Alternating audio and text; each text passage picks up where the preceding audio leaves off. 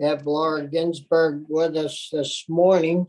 Going to give us an update on the Northeast Dairy Innovation Center, which she's been managing for a couple of years now. You must be in your second year, right, Laura? That's correct. Mm-hmm. Yeah, and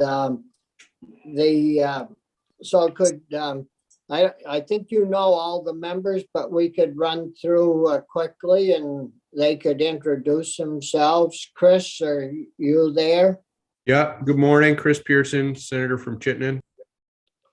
Good morning, Anthony Felina, Washington County. Brian Collin, Rutland County. Corey Parent, Franklin County and Alberg. And I'm Bobby Starr from Essex, Orleans County, and welcome, Laura. So maybe you could give us some, I know we get reports and from time to time on updates on all the good things you folks are working on and doing.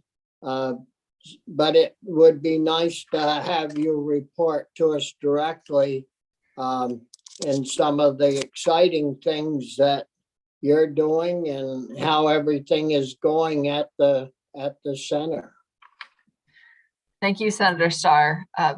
So I think I'm actually here this morning to talk about the Northeast Dairy Task Force, which provided recommendations to USDA about Horizon. I'm happy to talk about the Dairy Innovation Center as well, which did lead the task force, although I don't have those notes in front of me. So I won't be as effective as I could be if I was with that paperwork in front of me this morning. But I'll just take a second to introduce myself. It's been a long year, it feels like, since I've seen all of you, and hope you are all well and having enjoyed the holidays. So I'm Laura Ginsberg. I'm the section chief of the Development Division at the Agency of Agriculture, Food and Markets. And in my role as the section chief, I work with a team of staff who are focused on marketing, market development, and business assistance with a combination of state-based funds like the Working Lands Enterprise Initiative and Farm to School, and then federal funding that we receive, including USDA funds and some other programs. My other role as part of being the section chief is leading the Northeast Dairy Business Innovation Center, which is a USDA funded program. It is the largest granting program that the division has right now. We have about $12.7 million that we're working with across 3 rounds. And we are in our second year of round 1, our first year of round 2, and just starting round 3. So we've got concurrent rounds of funding going out. And we use that to support grants, contracts, technical assistance, research and development across the 10 states of the Northeast. So it's quite a big program, and I'm happy to talk about it. I think it would be great to have some visuals with that because it is pretty complicated. And I can talk for a long time and get really impassioned about it. So it keeps me on track too, to have some slides to share with you. Yep. So today, talking about the Northeast Dairy Task Force.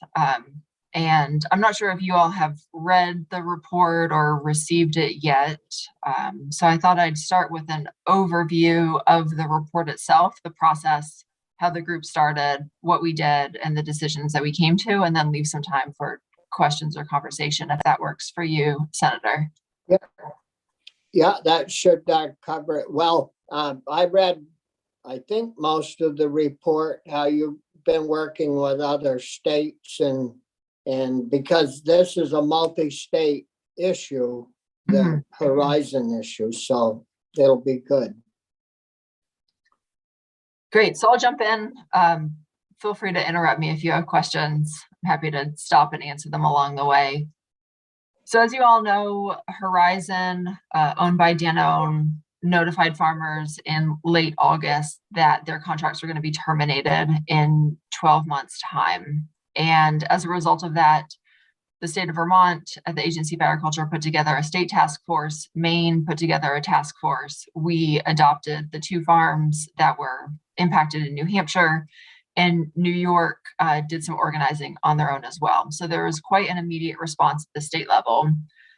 USDA Secretary Vilsack was really interested in what was going on to learn more. And there were several meetings between the different state agency leaders, Secretary Tebbets, Commissioner Ball and the other leaders from New Hampshire and Maine to meet with them to understand what was going on. At the same time, there was a concurrent organic industry-focused response group that was meeting. So there was a whole bunch of meetings, lots of movement, everybody having different conversations on different timelines. And Secretary Vilsack convened a stakeholder meeting to say USDA would like recommendations, but we need them consolidated into one response for us to be most effective in supporting whatever kinds of response would be the most helpful to the region and to these farmers. So Secretary Vilsack did ask the Northeast Dairy Business Innovation Center to lead, given that we have existing regional relationships across the Northeast, given our status as one of the 3, now 4 USDA innovation centers. And we have an ability right now, because of our connection with USDA, to provide funding across state lines. So whatever USDA's response was, if there was a funding component, it was a natural fit for it to potentially flow through the Innovation Center.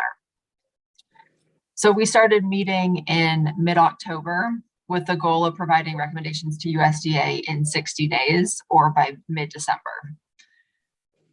So the process was that the task force was led by myself, representing the Vermont Agency of Ag and the Northeast Innovation Center, and Britt Lundgren, who's the Director of Organic and Sustainable Agriculture at Stonyfield.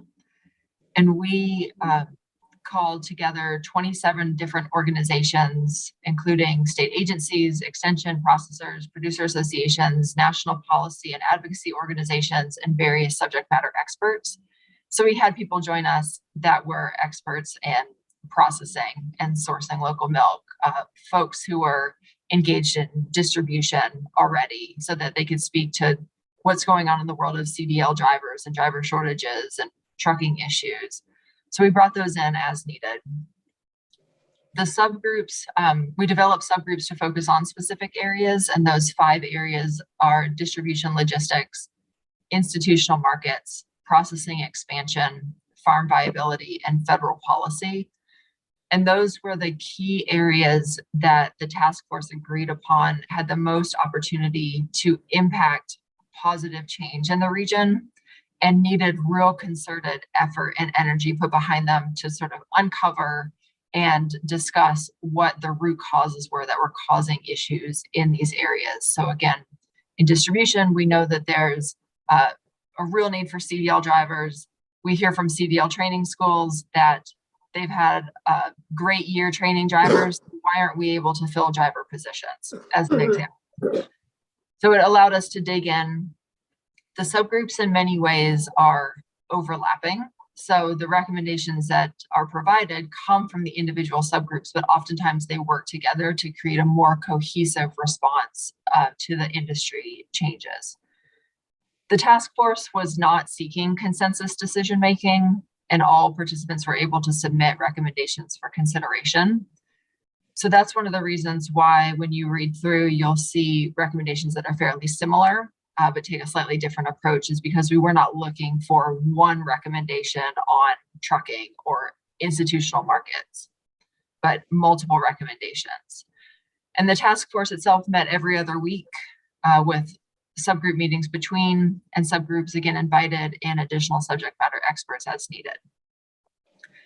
So the recommendation development, the subgroups themselves developed the recommendation. So individuals within the subgroup or the subgroup as a whole worked on these ideas and recommendations. Because we're not focused on consensus, some of the recommendations are similar, but take different approaches. So depending on the organization who put them forward, there may be a slightly different tack to how they would like the idea to be brought to life or funded.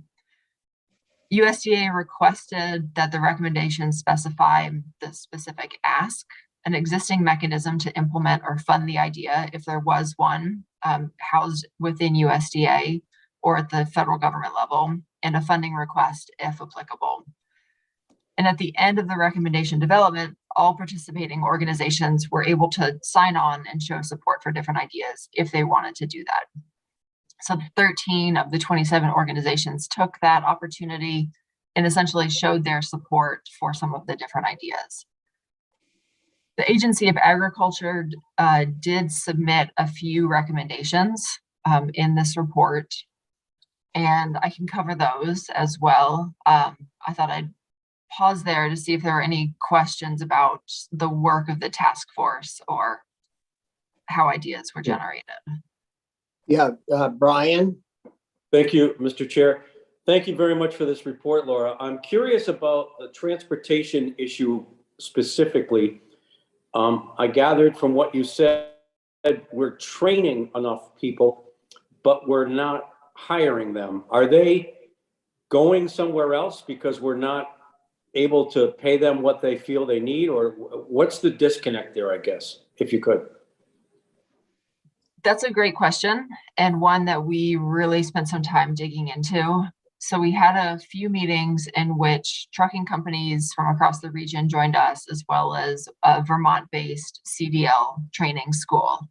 And a few different things emerged there.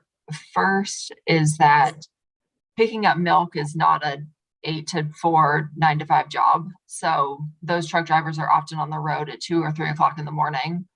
And that's really hard for people that have young families that want to be able to participate in the daily lives of their children. So the schedule itself was quite difficult. There's significant insurance issues that exist in the world of CDL licensing that these companies have to deal with. And so in order to get the best or lowest insurance rates for new drivers, those drivers are supposed to have 2 years of previous existing hauling a like commodity. And fluid milk, because it's a liquid product, the driving experience is different than if you were pulling a box trailer or driving a box truck or hauling logs. So there is this need to get new drivers, but it's more expensive to hire new drivers if they don't have the experience, but they need to have the experience in order to get the lower insurance rate. So it's a bit of a catch-22 there that's causing a lot of frustration. And then one of the other pieces, which actually there's 2 other pieces. The other one is inflexible schedules for drivers. And some of the companies do a 6 on, 2 off, 3 on, 2 off schedule, but people aren't really able to plan. So we talked about if they could incentivize weekend shifts so that you had a set number of drivers working each day, and that schedule would be the same this week as it was 6 weeks from now, because people can't figure out a doctor's appointment if their schedules are uncertain and they're working really long hours because of driver shortages. And as there's fewer drivers, days and schedules become longer and even more unpredictable. So it's now creating this self-sustaining cycle of driver challenges. The last one that I thought was really interesting is that as states are legalizing the use of marijuana, the drug testing requirements for truckers have not changed. And so if you use marijuana recreationally, not during any time that you're working, it could be a couple of weeks ago, and then you do a drug test and it shows up, you lose your license. And they gave some number, it's in the tens of thousands of drivers that were lost last year alone across the nation because of drug test infractions for marijuana. And some drivers are actually coming into the training center, finding out that they will have to stop using recreational marijuana and exit the training program. So there is an incompatibility between state laws allowing it and federal transportation laws with the drug testing requirements that are very strict. So I think those were the primary challenges that came up for the distribution area. And I appreciate the those restrictions are all very important, like the 2 years experience and every insurance company requires that. Drug testing is very important. You've got a $200,000 rig out there running up and down the roads with 90 or 100,000 pounds in it. You don't want somebody drugged up driving the thing because the liability. So, those things are very, I think those things, as a former truck owner, those tests and those things are very important to have in place. Chris? Laura, I'm curious, that another dynamic is that truckers are in demand everywhere. So the extra hurdles to transport dairy are just that. Why would anyone choose to haul dairy? Do they get paid a premium once they go through that, or just help me understand that piece of it? We did hear from a few trucking companies that they are paying very competitive wages for entry-level drivers, oftentimes upwards of $22, $23 an hour for those workers with full benefit packages, and they still are not able to recruit them. I think you are exactly right. Hauling dairy is a challenging situation because the more expensive it is, the greater the hauling costs are for the producer as they flow through from the processor. And so there is quite a relationship there between not being able to hire staff, offering competitive wages, and how much is actually costing the processors and the farmers to move that milk around. But you've articulated, help me understand the extra hurdle to become a dairy transport driver. But is that, I mean, $22 an hour?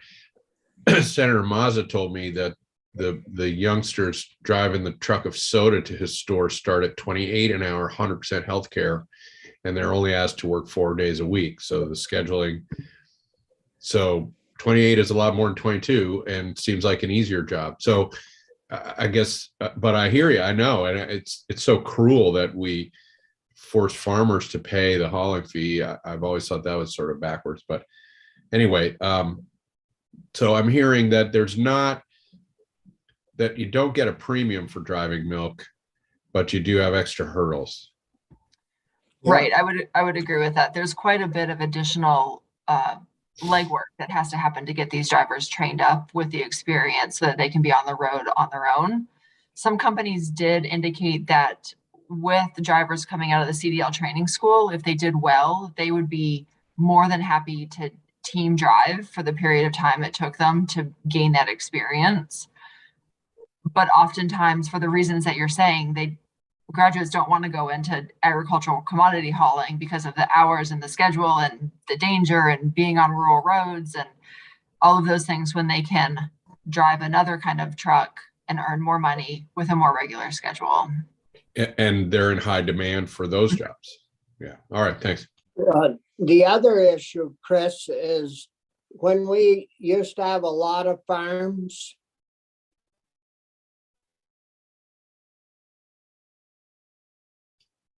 farm kids, children, families, and they couldn't all work on the farm, and a lot of the farm children would grow up and be truck drivers and partake in that occupation because they were still related to the farms. Mm-hmm. And now, with the lack of those large families and the farms, there just isn't those children, those young men and women out there that want to continue. Years ago, I had started a lime and fertile spreading business, and if I could hire a young person off a farm to drive that was 18, they turned out to be really good drivers, and then we'd move them on up to the big trucks to drive later, but they'd get their experience driving the spreader trucks in farm fields and that. And today. So go ahead, Laura. Sorry to interrupt you. That's all right. So I did just want to cover the recommendations that the Agency of Agriculture put in. because I think they are important to cover, thinking about the system-wide impacts of this exit. So some of the recommendations are specifically focused on organic, but organic is a system that is heavily reliant on conventional dairy for processing, for hauling, for movement of product. And so while the impact of Horizon leaving is specifically on organic dairy farms, and I believe you all have talked about this to a degree, when we have farms disappear at greater or increasing rates as this group of farms have been impacted, it impacts the entire system. And organic farms and conventional farms depend on a lot of identical services. So we're thinking about some of the ways that we can support the whole sector, conventional or organic. So we put in a request for grant funds to support existing processors as an opportunity to scale up milk utilization in the region very quickly and efficiently. We requested $50 million for that, with grants up to $5 million for these businesses because of the scale in which they may already be operating and the cost of equipment and construction to upgrade and modernize a plant at that scale. Grant funds to support new processors, and this would be dairy farms as an example who may be interested in processing their own milk. We were requesting $5 million for that, with grants around $250,000. Then we were looking at grant funds to support technical assistance and implementation for whole farm system upgrades. And one of the issues that kept coming up actually was farm access and driveways and the ability for milk trucks to actually physically get to the farm and get the milk. And that is becoming challenging as truck companies and co-ops move to the semi trucks instead of the straight axle short bed trucks. And those farms, their viability as a business is at stake if the milk truck can't get to their farm.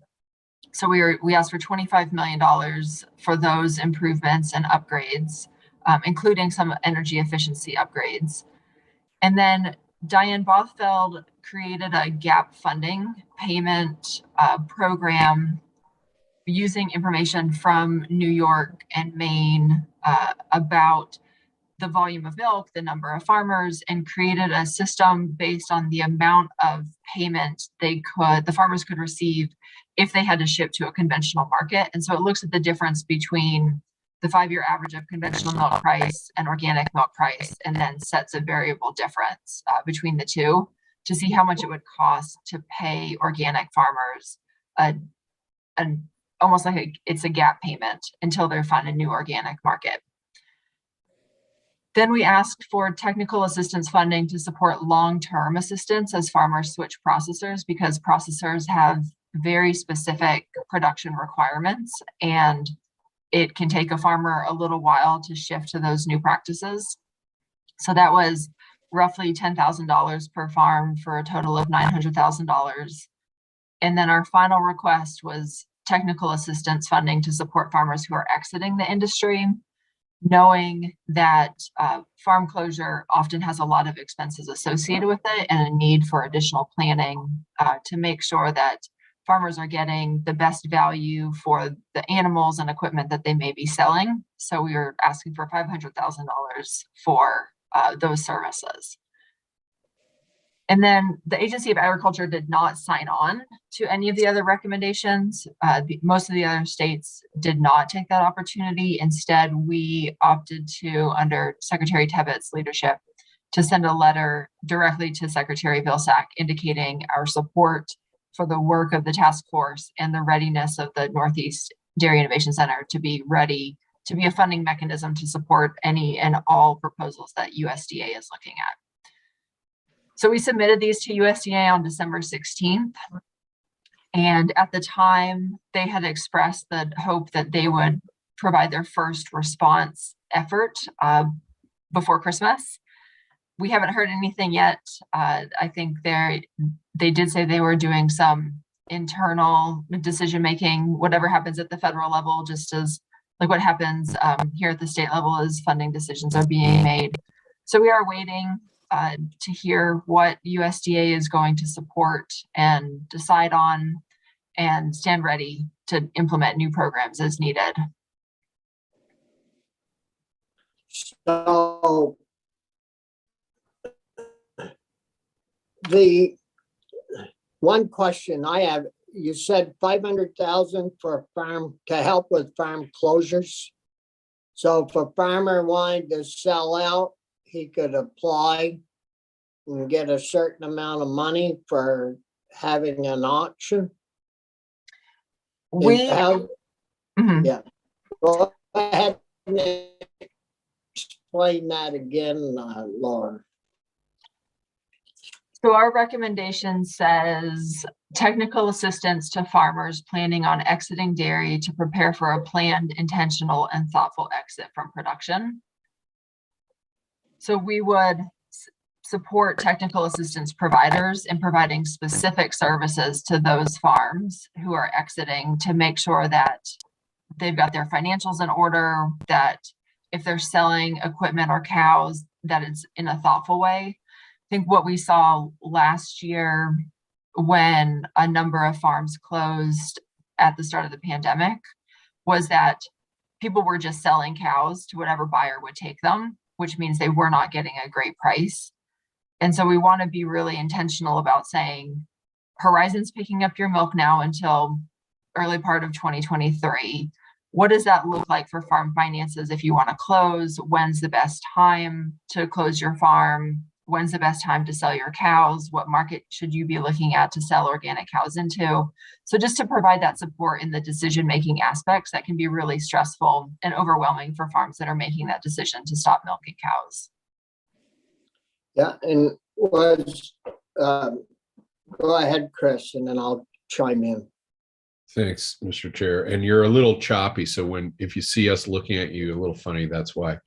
Yeah, crazy. Laura, what you're describing is an awful lot like the technical support offered through Gus and company in terms of succession planning, and but I think you're describing it in a more sort of rapid, we are closing the next 10 months sort of planning. But I wonder if you could talk about that. And I wonder also if,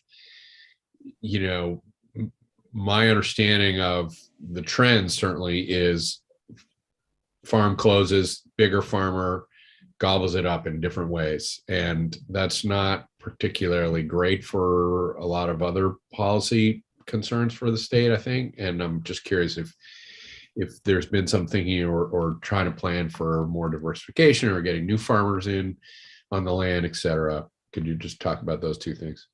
Sure, happy to.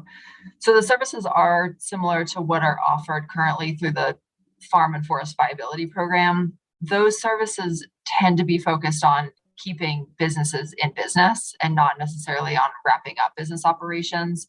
And you're exactly right. This is a short-term rapid response request to say, we know this group of farmers is impacted and some are going to be closing. Some have already closed and sold all of their animals and equipment, and making sure that there is that dedicated availability of technical assistance so that you don't have to plan and apply to receive it when 6 months down the road you may make the decision to stop milking cows, but right now you're content to continue it. So we just want to make sure that there's enough availability of it and that it's focused on exit planning and strategies. The second part of the question, I think, is a great one. Many of these small farms, so I live in Tunbridge. We've got a number of small farms here. We've got 3 organic dairy farms. If they were to close, there's not a large farm in the area that would take up that production space because the distance to travel is too far, the fields are too small. So I think what we see here, particularly in the organic sector, is that there's diverse small farms that may stay in agricultural production under the current farm ownership, but may not be in dairy, but are not likely to be subsumed as easily as the farms that are contiguous in Addison and Franklin County as examples, where you can drive a tractor, much more easily down the roads, and you have access to fields that are more than 5 or 6 acres in size. So there is a bit of I would say, a geographical difference in what's going to happen to these farms long term if they cease milking cows now.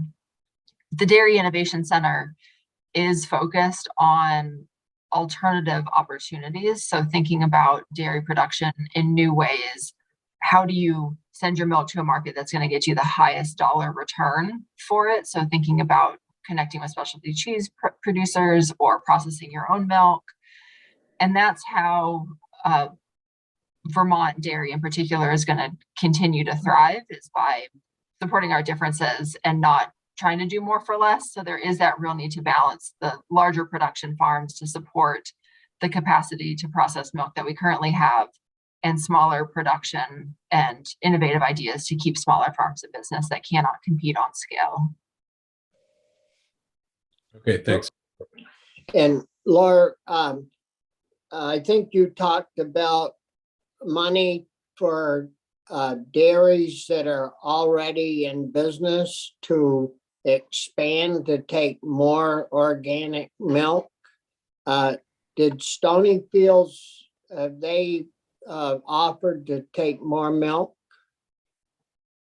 Stonyfield and Organic Valley are currently working on, and may have already made some decisions on, which farmers they are going to pick up.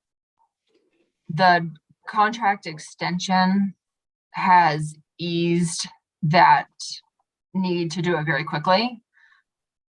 One thing that, so Stonyfield may pick up a few farmers, Organic Valley may pick up more, or all of the farms. We aren't exactly sure yet, but they are having those conversations one-on-one with every farm that's impacted in the region.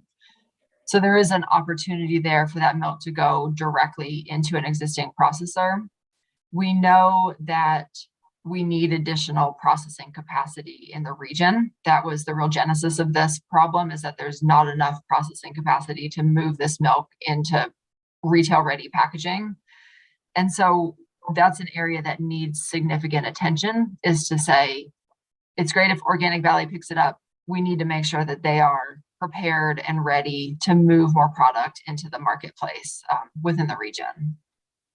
And well, you don't know about your grant money, so you haven't been able to offer them any resources to expand their processing, right? And where do they process?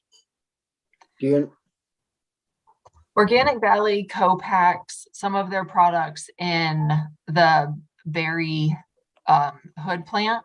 Oh, so So there is some down there. A lot of it goes into New Hampshire to Stonyfield yogurt. So Stonyfield and Organic Valley have a very close sourcing relationship, and it's a Stonyfield plant, and it could be Organic Valley member milk that's moving into the Stonyfield plant. So it kind of moves all over the place. But there is some organic processing at scale in state right now. The Horizon milk that's is homeless, well, will be homeless, was moving down into a facility in Massachusetts that closed down about 2 years ago. So that was one of the real instigators of this issue, was that plant closure. So right now, the Dairy Innovation Center has a cap of subawards. So that's when we give grants out to businesses. We have a cap of $500,000. So we've requested Secretary Vilsack, if he does decide to channel additional money for processing expansion, that he would need to raise that cap up to the requested $5 million, so that we can make larger awards to these businesses that need to make significant improvements or expansions.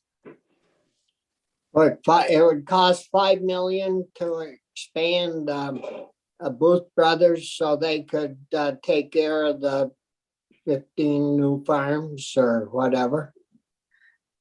It really depends on the facility. Equipment, particularly right now, is very expensive. Yeah. And when you think about organic milk production, there are certain requirements that it has to be kept separated in very specific ways from conventional milk. And so they may need to install a new silo, multiple silos, processing equipment if it's going to be fluid milk, or if it's going to be yogurt, to increase the capacity of those lines. additional packaging. So there's a number of things that have to fall into place for these existing processors to scale up in meaningful ways, because the milk from 16 farms is pretty significant if you're thinking about adding it into your daily or every other day processing runs. Yeah, I think I fooled with those numbers a little bit. And I think one large farm, one of our LFOs here in Vermont produces more milk than those combined. I believe that is true. Yeah, so, I mean, it's a lot, but yet we do have, at least one LFO that produces as much as all of those. But anyways, sounds like you're working on this very well. So do you have other material to present on that, Laura? Anthony has a question.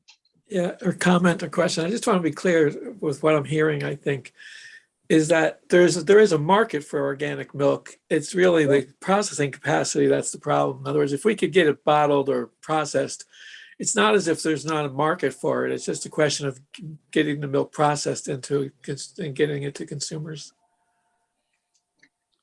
Right, I think that is true. Stonyfield did indicate that because Horizon is leaving the farm side of the market, but they're not leaving the consumer side of the market. It's not like all of a sudden there's free shelf space opening up in which a regional processor could then slot their product. So there's still going to be Horizon product on the shelves from the Midwest or Western states competing with regionally produced and processed products. Right. So there is a need to continue to develop the organic fluid milk consumer market as a piece of the puzzle of ensuring that there's additional consumption and demand in the region for that milk. Thanks. Yep. Other questions or concerns, comments? No? Did you have more in regards to that, Laura? I don't. I'm happy to come back and talk about the Northeast Dairy Business Innovation Center when it works for you, to talk about the programs and grants and what we funded in Vermont and the kinds of demand that we see for funding and projects whenever it works for you. And then if you have questions about the task force report, either myself or Diane Bothfeld can be available to answer those questions. Diane in particular can answer the questions about the gap payment model. And in that report on pages 24 to 27, there's a independent narrative about how the system would work and the calculations on those sheets. So you can see the different price or costs of different programs depending on the percentage of milk that was covered. So that is all in there, but happy to come back and speak with you at any time. Yeah. Well, if there are no other questions, thanks a lot for your time this morning. And if you get any word in regards to USDA's response to your request, it would be good to hear an update in regards to their response. And I know one issue, it doesn't matter where we go or how, the driveway and entryway to some of these small farms is a very important issue to pursue, regardless of where their milk is going to go. If they're going to continue milking, we know that the haulers want to send larger vehicles to those farms for every other day pickup. And so I think some of this work's still gonna have to be done, regardless of what happens with Horizon. Yeah, so anyways, thanks a lot, and stay in touch. Thank you. And we'll definitely keep you up to date if we hear from USDA. Yeah, that'd be appreciated. All right, have a Thanks. good one. Yeah, Thanks.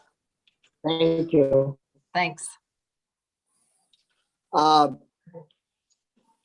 So committee, we have Senator Sears coming in 5 minutes or so to talk about his S-188 bill. So if I you just sent wanna him, take a message that you were ready for him, so he should be here momentarily. Yeah. I mean, if you want to take a break, fine, but I did just email him that you were ready. Yeah, any of you guys want to take 5 minutes and, Yep, Yeah. sure. okay, so we'll come back at quarter